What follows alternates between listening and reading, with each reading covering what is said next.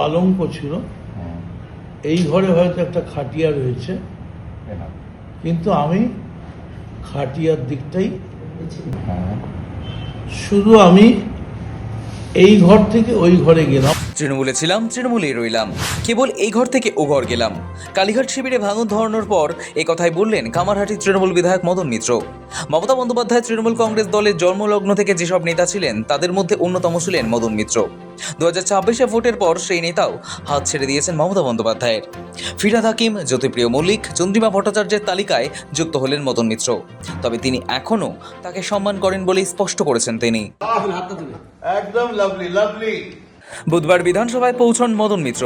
সেখানে বিরোধী দলনেতা ঋতব্রত বন্দ্যোপাধ্যায়ের ঘরে তার পাশে বসেই মমতা বন্দ্যোপাধ্যায় তথা কালীঘাট তৃণমূলের দেওয়া সব পদ থেকে ইস্তফা দেওয়ার কথা ঘোষণা করেন তিনি। কেন এমন সিদ্ধান্ত নিলেন সেই বিষয়ে বলতে গিয়ে মদন বলেন, ওই ঘরে হয়তো একটা সুখের পালঙ্ক ছিল, এই ঘরে হয়তো একটা খাটিয়া রয়েছে, তিনি খাটিয়ার দিকটাই বেছে নিলেন। পালঙ্ক ছিল, এই ঘরে হয়তো একটা খাটিয়া রয়েছে, কিন্তু আমি খাটিয়ার দিকটাই শুধু আমি এই ঘর থেকে ওই ঘরে গেলাম। শিবির বদলের সিদ্ধান্ত প্রসঙ্গে মদন প্রত্যক্ষভাবে আইপ্যাক এবং পরোক্ষভাবে অভিষেক বন্দ্যোপাধ্যায় এবং তার নেতৃত্বকেও নিশানা করেন। তিনি জানান, অভিষেকের জন্যই দলের এই পরিণতি হয়েছে, অভিষেকের জন্যই ধ্বংস হয়েছে তৃণমূল, দলের নৌকাডুবি হয়েছে। অভিষেক আর যাই হোক, তৃণমূলের মুখ নয়। তৃণমূলের মুখই তো মমতা। অভিষেক বন্দ্যোপাধ্যায় অভিষেক আর যাই হোক তৃণমূলের মুখ। দেখুন, আইপ্যাক ব্যাপারটা খুব গোলমেলে। আইপ্যাকটা আদৌ কি? আইপ্যাক খায় না মাথায় দেয়, এটা খুবই মুশকিল বা ঠিক মতো বলা। তবে এই দলকে এই মুহূর্তে টেনে তোলার জন্যে একটা মহাবলী, অঞ্জনী পুত্র মহাবলদায়ী, সন্তানকে প্রভু সদা সহায়, এইরকম একটা। পরোক্ষে অভিষেক বন্দ্যোপাধ্যায়কে কটাক্ষ করে তিনি এও বলেন, যে দল 213টি আসন পেয়েছিল একটা লোকের জন্য সবটা শেষ হয়ে গেল। যদিও এই লোককে তা স্পষ্ট করেননি ঠিকই, তবে বুঝতে বাকি নেই কাকে নিশানা করেছেন মদন মিত্র।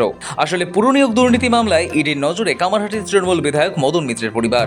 বিধায়কের স্ত্রী এবং 2 পুত্রকে জিজ্ঞাসাবাদের জন্য তলব করেছে কেন্দ্রীয় তদন্তকারী সংস্থা। এসবের মাঝেই মঙ্গলবার রাতে মদন মিত্র সোজা হাজির হন এন্টালি তৃণমূল বিধায়ক তথা ঋতব্রত বন্দ্যোপাধ্যায় শিবিরের অন্যতম সদস্য সন্দীপন সাহার বাবা এবং এন্টালির প্রাক্তন বিধায়ক স্বর্ণকমল সাহার বাড়িতে। সেখানে তাদের মধ্যে দীর্ঘক্ষণ বৈঠক চলে। এরপরই জল্পনা ছড়ায় যে তিনি শিবির বদলাচ্ছেন। বুধবার সেই জল্পনার অবসান ঘটান মদন নিজেই। 21 জুলাই নিয়ে টানাপোড়েনের মধ্যেই এদিন বিধানসভায় গিয়ে তৃণমূলের বিদ্রোহী শিবিরের নাম লেখান তিনি।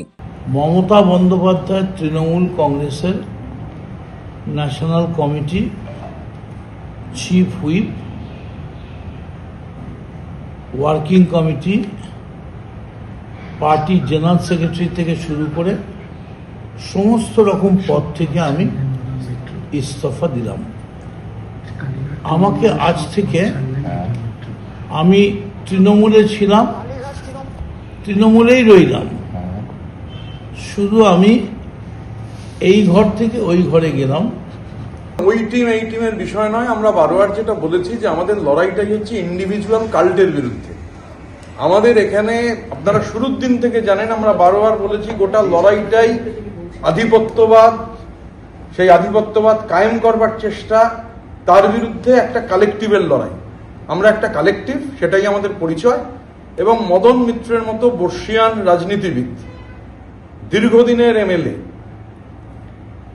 প্রাক্তন মন্ত্রী, এবং ওই যে মদনদা বলছিলেন, মদনদা এখান থেকে যে বললেন না, হেঁটে যদি যান নিউ মার্কেট পর্যন্ত কেউ ডিম ছুড়বে না। আমি গত 3 দিন ধরে এখান থেকে পেছন দিয়ে হেঁটে হাইকোর্টে যাচ্ছি, দোতলায় উঠছি, নেমে আসছি, কোথাও কোনো ডিম ছোড়ার ব্যাপার নেই। এই কালেকটিভের যারা হেঁটে যাবেন কোথাও ডিম ছোড়ার ব্যাপার নেই। স্বাভাবিকভাবে এটা একটা কালেকটিভ। মদন মিত্রর মতো বর্ষিয়ান রাজনীতিবিদ, তিনি আমাদের এই কালেকটিভে যুক্ত হওয়ায় আমাদের কালেকটিভ আরো শক্তিশালী। যেই লাভলি ভদ্রলোকটা গত পরশু আমার এটাই খারাপ লাগছে। দেখুন, একটা সিনিয়র লোক, জেল খাটার লোক, একটা সিনিয়র লোক, ভাই আমাদের কি যখন বলে আমাদের ফ্যামিলির ওপর প্রেশার, ভাই আমরা কি অনাথ? আমি কি অনাথ? আমার বাড়িতে সিবিআই আসেনি? আমাকে ইডি তলব করছে না, তা আমরা তো দাঁড়িয়ে আছি। তো অত কি ভয় ভাই? আর যাদের পুত্রবধূ, যাদের স্ত্রীরা এত ভয় পায়, তাদের আমি জিজ্ঞাসা করব, যখন আপনাদের স্বামীরা, আপনাদের শ্বশুররা যতদিন ক্ষমতা এনজয় করছিলেন, মন্ত্রী ছিলেন, তখন আপনাদের কোনো প্রবলেম ছিল না, তখন আপনাদের প্রবলেম ছিল না। এখন যেই প্রথমেই, এটা তো বুঝতেই পারছেন একটা খেলা। এখানে মোবাইলটা পেছাও একটু, যেই মানুষ, মোবাইলটা হালকা পেছাও। আমি একটা ভিডিও দেখলাম গতকাল অবধি ঋতব্রতকে কটাক্ষ করছিল, আজকে তার লজ্জা করে না? এত সিনিয়র লিডার সে তার সামনে বসে কি করে ইয়েতে বসে আছে। এটা আমি আর কি বলবো, এটা বাংলার মানুষ চোখে দেখছে। মমতাদির মেসেজটা আপনাদের দেখিয়ে দেবো। মমতাদিকে মদন মিত্র মেসেজ করেছে, সেই মেসেজটা আমি এক্ষুনি দেখেছি, ভেতরে মেসেজটাও দেখেছি, যে বাড়ির সবাইকে সামান্স করেছে, মেসেজটা দেখে নিন আপনারা। তাই তো এখন তো সবাই বলতে হবে এটা বিজেপি স্ক্রিপ্ট। বিজেপি স্ক্রিপ্ট করছে, যেদিন আপনি আসবেন সেদিনই আপনাকে কিন্তু দুটো গাল, মমতাদি না হয়, ওরা মমতাদিকে বাংলার মানুষ হয়তো গালটা ভালোভাবে নেবে না বলে এখন অভিষেক হয়ে গেছে উইপিং বয়। এতদিন আপনারা ছিলেন, আপনার অভিষেকের সম্বন্ধে অভিষেকের খারাপ কিছু হতেই পারে, কোনো মানুষের সব কিছু ভালো হয় না, সে কেউ দল পরিচালনা করছে সব কিছু ঠিক, এটা কোনো কথা না। কিন্তু যেদিন আপনি ইডি সামান্স পাচ্ছেন, সেদিন পরের দিন আপনি গিয়ে ঋতব্রতর ঘরে বসে আপনি বিজেপি স্ক্রিপ্ট করছেন, আর এটা আমাদের মানতে হবে। এটা হাস্যকর, কর্মীরা হাসছে। মদন মিত্র তিনি আজ ওদিকে যেতে বাধ্য হয়েছেন, ফলে তার শরীর হয়তো ওদিকে গেছে কোনো একটা বাধ্যবাধকতায়, কিন্তু মনটা তার সঙ্গে গেছেন কিনা কোনো গ্যারান্টি নেই। তার কারণ মদন মিত্রের স্ত্রী এবং বাড়ির লোক, পুত্রদের যেভাবে নোটিশ করা হয়েছে বলে গতকালও আমরা সবাই জানি।